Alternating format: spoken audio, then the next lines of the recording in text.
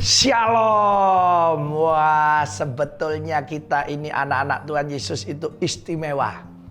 Saudara, sebenarnya kekristenan itu bicara pengalaman hidup, pengalaman pribadi dengan Tuhan Yesus.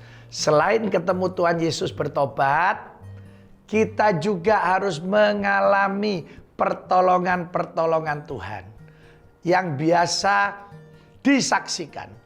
Kenapa kita harus menyaksikan? Kalau menyaksikan itu mendatangkan berkat buat yang mendengar. Kita diberkati, Tuhan Yesus dipermuliakan. Jadi harus mengalami sendiri. Kalau mengalami sendiri itu jadi kesaksian hidup. Nah, kenapa waktu Daud melawan Goliat? Ya, imannya tidak goncang.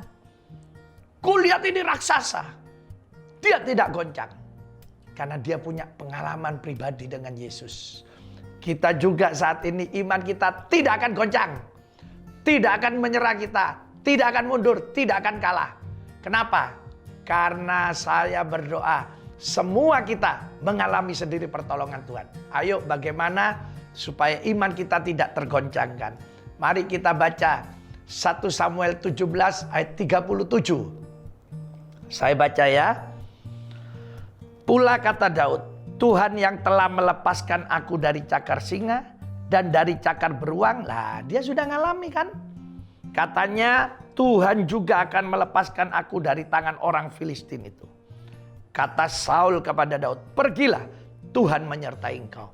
Jadi saudara, hari ini harus mengalami sendiri pertolongan Tuhan. Mungkin saudara sakit, berdoa ya. Yesus sembuhkan. Nah itu ngalami sendiri. Saudara ngadepi jalan buntu. Oh Tuhan, tolong apa toko saya kok sepi. Tiba-tiba ada orang yang borong. Ya, usaha saudara, produk saudara. Itu ngalami sendiri. Seorang ibu, ya warungnya sepi. Dia ingat waktu saya khotbah, Yesus tidak pernah terlambat, selalu tepat pada waktunya. Sudah sampai malam, waduh ini pasti warung saya ini tidak ada yang beli lagi pikirnya ya. Waduh masih banyak ini makanannya. Terus dia mulai doa. Tuhan Yesus, saya mau ngalamin sendiri. Mujizat pasti terjadi. Ada satu bapak datang ya. Bu, masih banyak makanannya? Banyak Pak, ini pabrik saya lagi lembur. Saya borong beli semua. Loh, ibu ini bersaksi. Saya ngalami sendiri, ditolong oleh Tuhan Yesus. Nah, kesaksian inilah yang membuat iman kita tidak goyah, tidak goncang. Jadi sekarang iman kita tidak tergoncangkan karena kita mengalami sendiri dengan Tuhan Yesus. Alami sendiri, alami sendiri, alami sendiri dengan Tuhan Yesus. Pasti kita tidak tergoncangkan imannya dan Tuhan Yesus akan menolong kita. Ya. Ayo hari ini saya ingin berdoa buat saudara ya. Supaya semua imannya dikuatkan oleh Tuhan.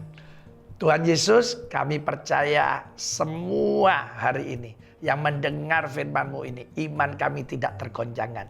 Sebab kami punya Yesus yang luar biasa. Kami sudah mengalami sendiri dan sekarang semua kami akan mengalami juga pertolongan Tuhan. Dalam nama Yesus mujizat terjadi. Tuhan Yesus memberkati.